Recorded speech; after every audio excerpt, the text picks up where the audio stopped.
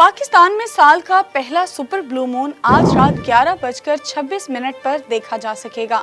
Sparco के मुताबिक आज आसमान पर तुलू होने वाला चांद जमीन से 2,26,000 मील के फासले पर होगा, जो मामूल से 14% बड़ा और 30% ज्यादा रोशन नजर आएगा।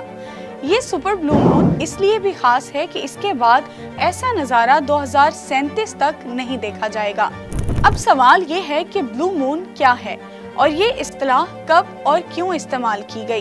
दिलचस्प बात ये है कि ब्लू मून का मतलब नीला चांद नहीं है, बल्कि ये एक इस्तिलाह है।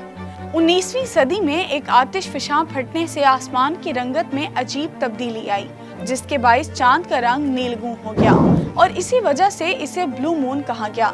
इस साल 19 अगस्त, 18 सितंबर, 17 अक्टूबर और 15 नवंबर में मुसलसल 4 सुपर मून नजर आएंगे, जो आसमान को खूबसूरत रोशनियों से भर देंगे। इसलिए अगर आप आसमान में दिलचस्पी रखते हैं तो आज रात सुपर ब्लू मून को देखना मत भूलें।